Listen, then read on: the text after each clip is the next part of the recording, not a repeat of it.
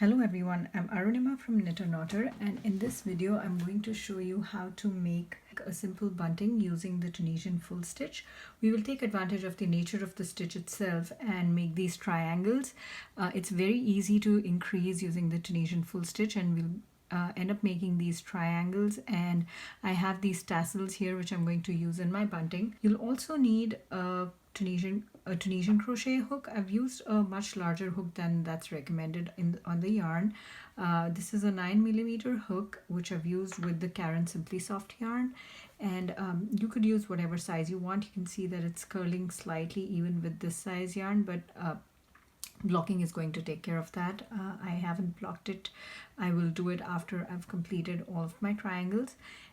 You need a scissors, you need a tapestry needle, you need a crochet hook. You may or may not need it depending on how your tassels are, but I'm going to show you what I'll do with this hook. So I'm going to start with how to make this triangle here. If you want to know how to make these tassels, I have a separate video for that, and you are welcome to check that out. So let's get started with how to make this triangle.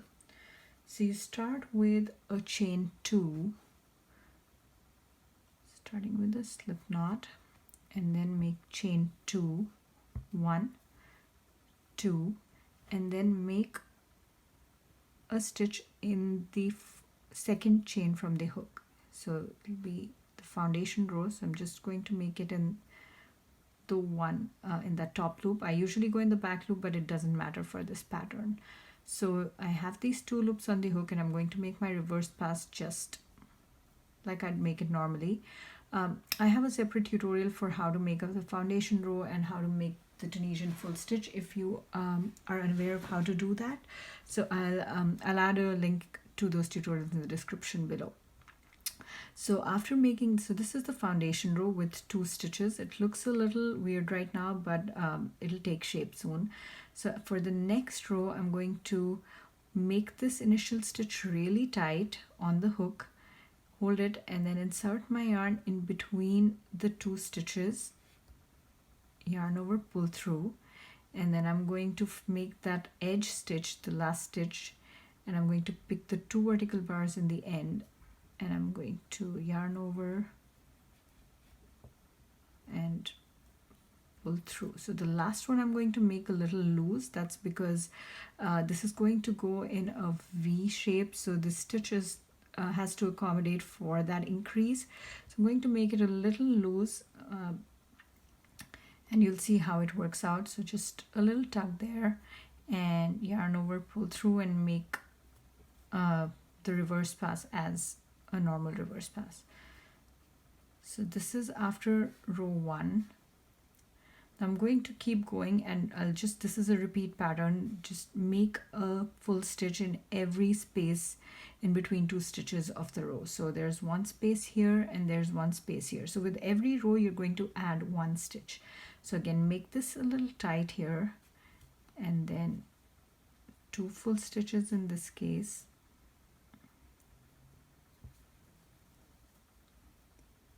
I got the wrong one.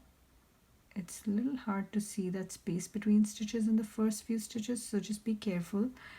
So I got that, and then the last stitch. So pick up the last 2 vertical bars of this stitch and yarn over, pull through, and pull it a little, and then yarn over, pull through, and make the reverse pass. So this is row 2, and there are 4 stitches. So 4 stitches, that is including the first and last stitch, and you can see that that little V is starting to take shape, and I'm going to go ahead and make a few more rows. So make sure that you have that first one a little tight, and then yarn over, pull. Just make full stitches in every space in between 2 stitches, and make that last one a little loose. You can make this pattern with any yarn, with any hook size. The triangles will work up exactly the same way. You can make it with any color you like. I actually made one for 4th of July decorations for my house, and they worked out really, really nicely. I have a free pattern on my blog, so this is a support video for that. pattern, and you're welcome to check out the written instructions on my blog. So here, this is how it's looking. I think I have 1, 2, 3, 4, 5 rows, or 4 rows. 1, 2, 3, 4, 5, 6. So 4 rows. I'm going to make a total of 10 rows, so I'll have 12 stitches in one row. I'm going to forward this video so you don't have to watch me make these rows individually, because it's just a repeat pattern. You make a full stitch in every space in between 2 stitches, and you make your first stitch a little tight and your last stitch a little loose. So I'll see you on the other side of this video. So here I have this triangle, which is 10 rows. It is 12 stitches. It should match this one exactly. And at this point, I'm not going to bind off. So I'm going to bind off when I'm joining these. So for now, I'm just going to fasten off and weave in ends.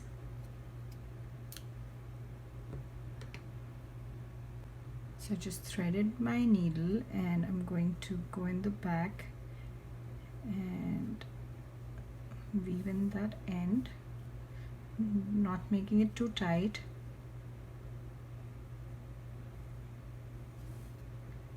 And then for this one, if you see, there's this little, it's hanging a little bit like this, so just be a little careful with this one, especially if you're using a larger hook to make your bunting. This could be a little weird, so I just try to hold it like this and go through that.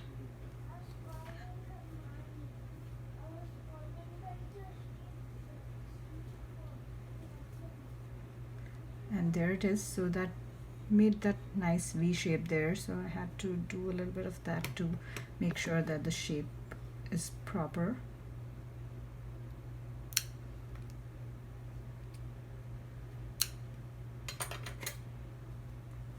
So that's how it's looking.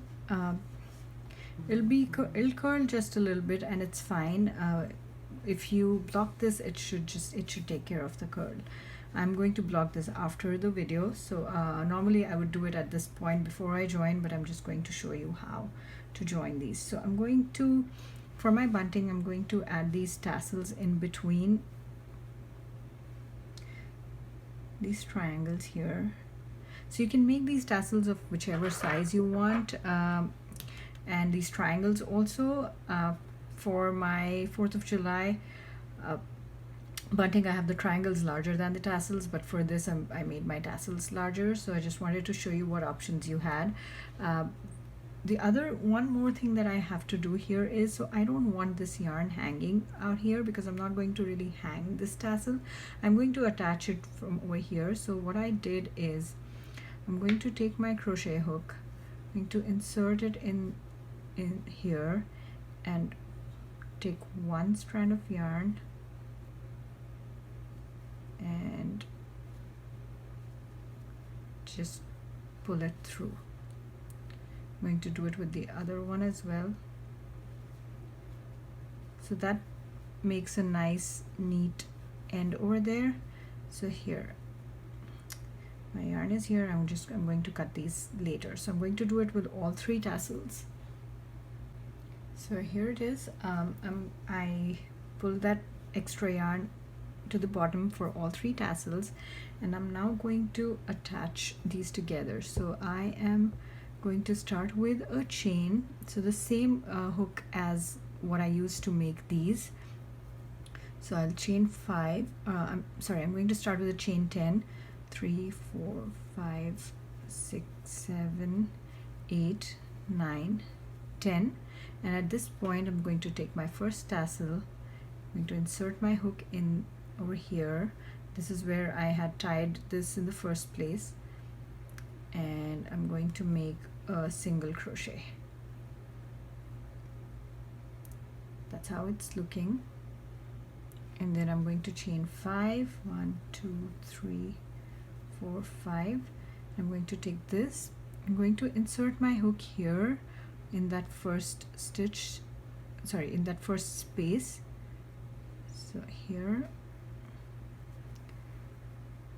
yarn over, pull through, and single crochet. So I'm going to do a single crochet bind off pretty much over here and do it in every space.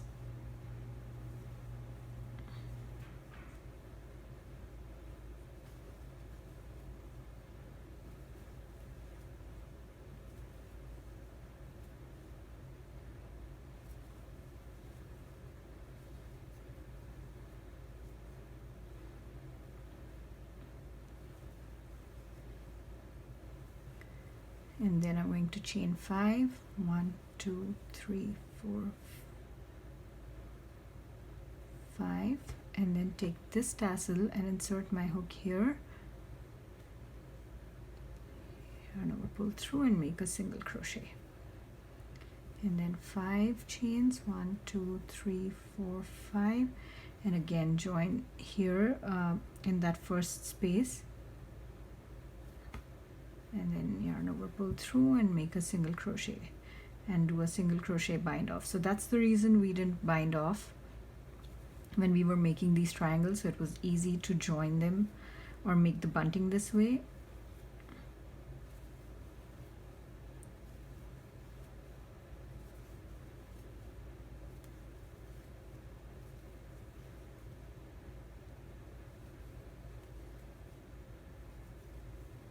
And then chain 5, 1, 2, 3, 4, 5, and then the last tassel here. So you could have as many tassels and as many triangles as you wanted. It's up to you. So for this video I have 2 triangles and 3 tassels. 4, 5, 6, 7, 8, 9, 10. At the end of this I'm going to chain 10, cut the yarn, and I could either weave in these ends or I could just leave them as they are. So well, that's how it's looking. It's hard to get the entire thing in the video, but that's how it looks. That's all there is to make this bunting. It's really simple, and if you know the full stitch, it works up really quickly. And well, another variation that you could do is you could completely skip the tassels, or you could completely skip the triangles. It's up to you. There's so many choices. So if you make these, please share a picture with me, and I have a bunch of other tutorials. So if you like this video, please subscribe. Thank you so much for watching. I will see you in my other tutorials. Bye bye.